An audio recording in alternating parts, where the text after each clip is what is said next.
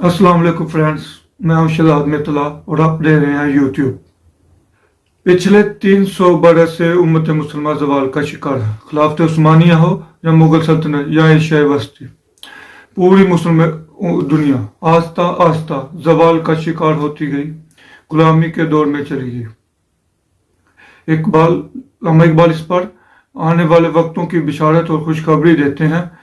300 साल से हैं इनके मैखाने बंद, अब मुनासिब है तेरा फैज हो आम ऐसा की। 300 साल से हिंद में ये फैज बंद हो चुका था, अब इंशाल्लाह ये फैज दोबारा जारी होगा।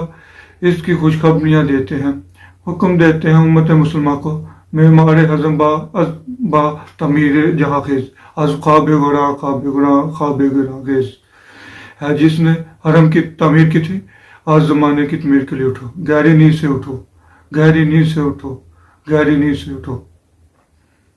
सबक पढ़ फिर सदाकत का, अदालत का, शुजाअत का, लिया जाएगा तुझसे काम दुनिया की इमामत का। आंख जो देखती है लब पे आ सकता नहीं, मैं महवे हैरत हूं कि दुनिया क्या से क्या हो जाएगी। खोल कर आंखें मेरे आने गुफ्तार में, आने वाले दौर की धुंधली सी एक तस्वीर देख।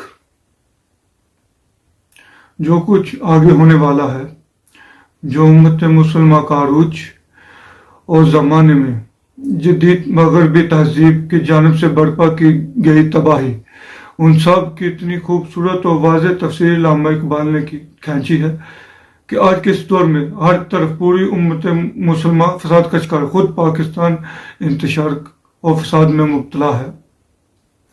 अगर पाकिस्तानी कौम एक मरतबा फिर अपने मरकज पर जमा होना चाहती है तो उसके लिए हमको अल्लामा इकबाल को एक बार फिर से मजबूती से थामना होगा। पाकिस्तान बनाने की तहरीक के पीछे फिक्र इकबाल था, पाकिस्तान बचाने के पीछे भी लाजमन फिक्र इकबाल होगी। अल्लामा इकबाल ने फरमाया था कि उस कौम के आइंदा आने वाली नस्ल मेरी मुट्ठी में है। अब वक्त है कि इन नस्लों को इकबाल की मुट्ठी में दे दिया जाए। अल्लाह हाफिज, मिलते हैं अगली वीडियो में।